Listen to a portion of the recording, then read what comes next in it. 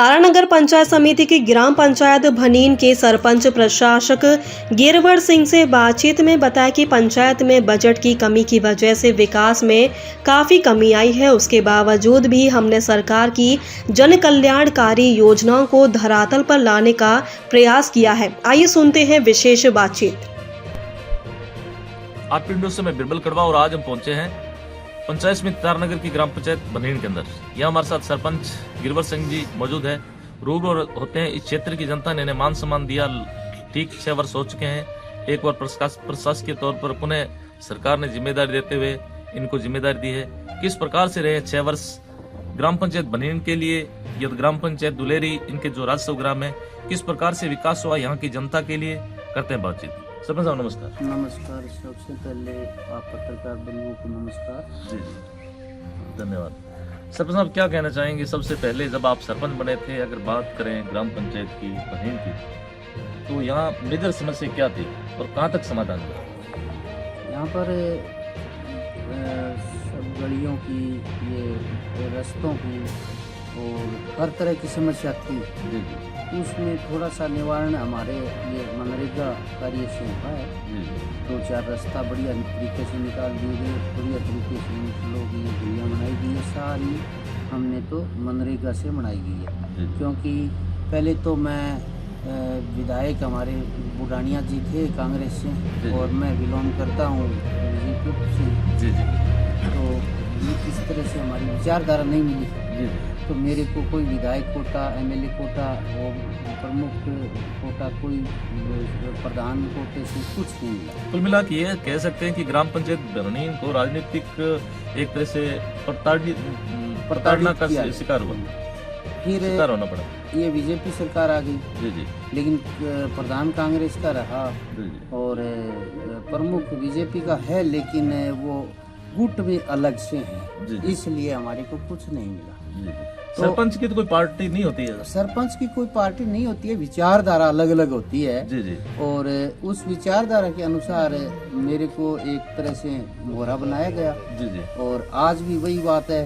अब इस पार्टी में भी गुटबाजी है, तो गुटबाजी के हिसाब से हमारे को कोई मतलब सरकार से कोई हमें उम्मीद ही, पहले तो उम्मीद ही नहीं जताई 3 साल तक का, और अब उम्मीद थी, तो उस उम्मीद में हमें कुछ ज़्यादा कुछ नहीं मिला। गिरवर सिंह जी, आपके खाली एक सरपंच की विचारधारा होने से गांव के लगभग 5-6 जनता प्रभावित हुई है। जनता प्रभावित रही है। जनता के बीच में रहा हूँ मैं, हमेशा जनता की सेवा करता रहा हूँ और हर तरह से हर दुख सुख में साथ रहा हूँ।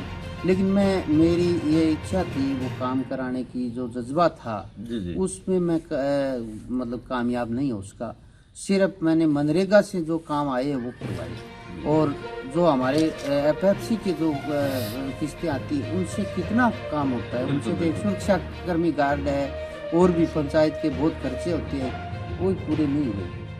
कई बार ऐसा होता है कि सरपंच बनने के बाद विचारधारा चेंज होने की वजह से क्या है कि विधायक के पास जाते ही नहीं है अपने, या प्रस्ताव भेज के उस पंचायत संबंधी जानकारी विधायक को नहीं दे पाते।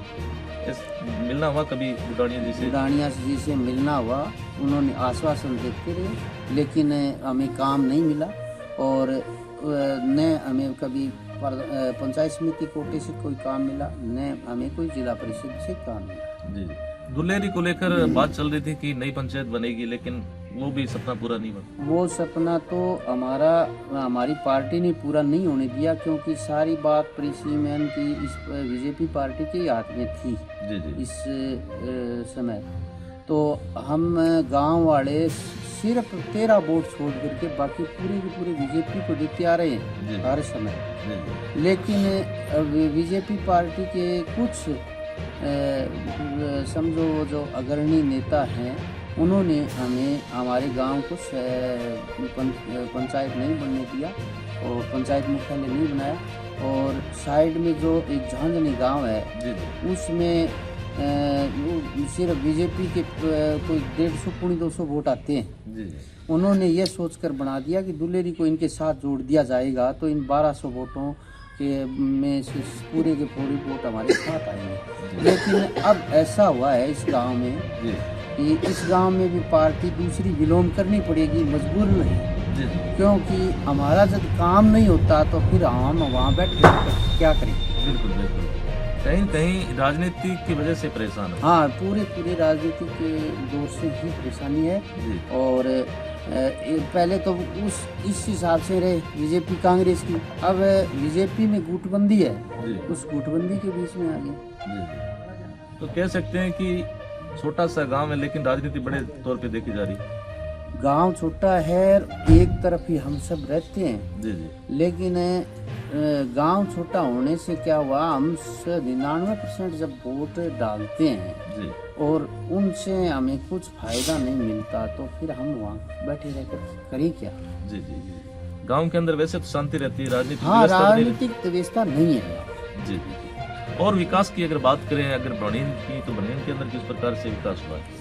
बनीन के अंदर जो मनरेगा के काम आते हैं, जी जो कुंड कैटल शेड है निजी में, और जैसे कि हमने जैसे गलियां बनाई गई है तो उस गलियों में हमने बहुत बढ़िया तरीके से बनाया।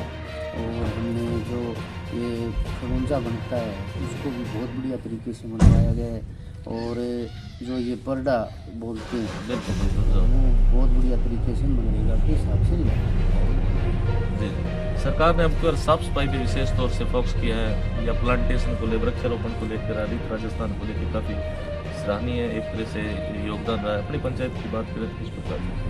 साफ सफाई में हमारे 3 गांव आते हैं, दुलेरी, बनीन, हरिपुरा। जी हरिपुरा में 100% हमने इसकी साफ सफाई की वजह से इनाम भी पाए।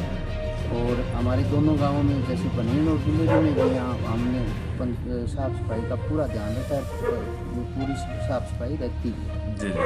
साथ में कुछ ग्रामीण मौजूद, उनसे बात करते हैं। ताऊ जी राम राम।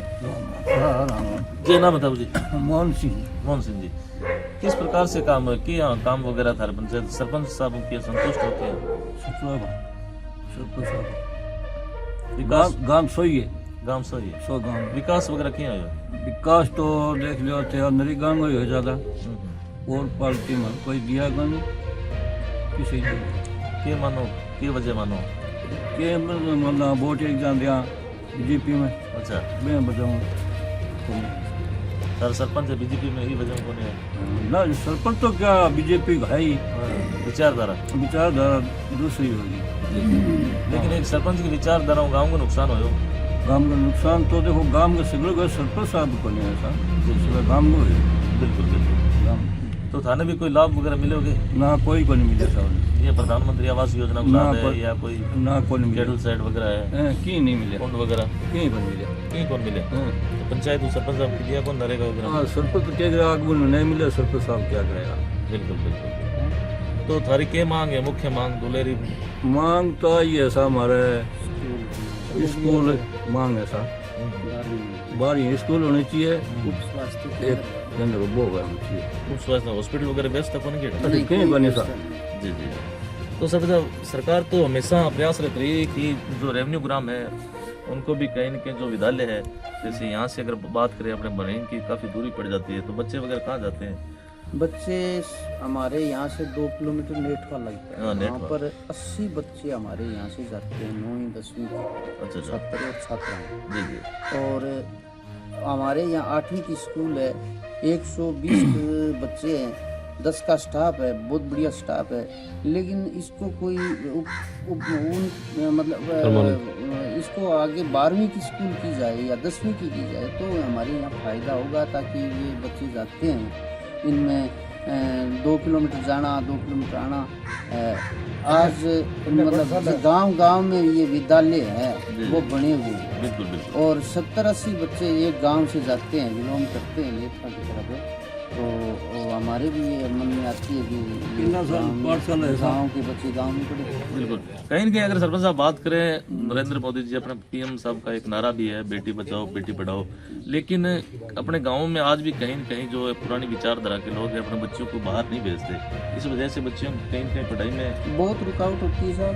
इसके अंदर बच्चियां बिल्कुल ही नहीं पढ़ रही है साहब, क्योंकि उनको आगे कोई पढ़ने की कोई सुविधा नहीं है। बिल्कुल बिल्कुल।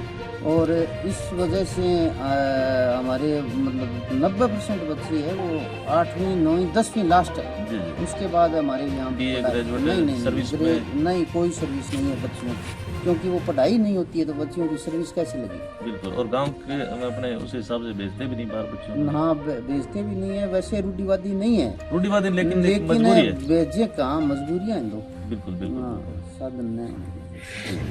सरकार ने महानरेगा योजना का नाम बदला है, उसको लेकर क्या कहना चाहिए? ये काम तो बढ़िया किया है, महानरेगा का नाम बदला है, उसके लिए बहुत बढ़िया बात है, लेकिन इसके नाम बदलने से कुछ नहीं होता। जी, जी। जो फायदा जिसको मिलना होता है जी, जी। उसको नहीं मिल रहा है, मिल पा रहा है, क्योंकि यहाँ पर जो मनरेगा का काम चल रहा है वो बहुत ही गहनता से, और कैसे बताऊँ आपको कि इसमें बहुत भ्रष्टाचारी चल रही है। इसके लिए इसका रोकथाम का कोई उपाय किया जाए, और हम भी चाहते हैं कि वो मनरेगा का काम है वो सही रूप से सही लाभार्थी को मिले। जी जी। और हम कोशिश भी बहुत बार किया है, लेकिन वो कोशिश से कुछ नहीं होता है। तब तक जब ये अधिकारी कर्मचारी और ऊपर से सरकार दबाव नहीं डालेगी तब तक ये काम ऐसे ही चलता रहेगा। इसमें भ्रष्टाचार बहुत है। कैसे भ्रष्टाचार? भ्रष्टाचार ऐसा है कि डिमांड करते इसमें डिमांड आम आदमी ले जा कर के कर देता है, और वो अपने जॉब कार्ड चलाता है, काम वहाँ दिखाता नहीं है, काम होता नहीं है। हम उसको जाके संभालते हैं तो वहाँ पर जो काम किया जाना चाहिए वो नहीं होता। अब तो सब जियोटेक की है सब कुछ, वो बात सही है, ऑनलाइन सिस्टम, ऑनलाइन सिस्टम है, जियोटैगिंग है, लेकिन उसमें लेबर के पैसे है वो ऐसे ही उठाए जा रहे हैं। तो लेबर का पेमेंट तो लेबर के अकाउंट में जाता है। अकाउंट में जाता है, लेकिन उसमें वो जो आगे होकर के वो मेट वो वगैरह काम करते हैं उनका तरीका सही नहीं है। जी जी। इसकी वजह से ये मनरेगा का काम है वो वर्स्ट रूप से बहुत भ्रष्टाचार के रूप से चलता है। साथ ही मतलब अगर अब की बार बात करें सर, राजस्थान सरपंच संघ ने भी एक मांग उठाई कि नरेगा में जो सामग्री भुगतान है काफी लंबे समय से लंबित है, इस वजह से भी पंचायतों का विकास काफी। इस वजह से तो विकास का कार्य बिल्कुल ही ठप है। हमारे यहाँ नरेगा का जो मनरेगा का मटेरियल पेमेंट है जी जी। वो 2 साल से रुका हुआ है। तो हर सरपंच का 1 करोड़ 2 करोड़ 1.5 करोड़, तो ऐसी कोई सरपंच में स्थिति नहीं होती है कि वो करोड़ 2 करोड़ जनता के लिए लगा दे और उसका मतलब ब्याज भरे जाए। और इस परिस्थितियों में आर्थिक कमजोरी भी आती है। हर सरपंच में इस तरह से आर्थिक कमजोरी आई भी है। जी। और क्या चाहते हैं बनेन या दुलेरी के अंदर अपना आपके गांव में क्या व्यवस्था होनी चाहिए? आपके यहाँ की मेजर समस्या है? हमारे यहाँ बड़ी समस्या स्वास्थ्य केंद्र की है। यहाँ पर हमारे 1000 की जनसंख्या के 1100 की जनसंख्या के अनुसार यहाँ पर मतलब स्वास्थ्य के लिए कोई भी समाधान नहीं है। यहाँ से हमें 2-5 किलोमीटर दूर जाना ही पड़ता है। अचानक कोई हो जाता है कुछ गड़बड़ किसी के, तो उसको या तो तारानगर जाओ या कुछ। तो आपने देखा कि ग्राम पंचायत बनेन की जो वास्तविक स्थिति है, विशेष तौर से एजुकेशन को लेकर उप स्वास्थ्य केंद्र सरकार बड़े बड़े वादे करती है, लेकिन धरातल पे कुछ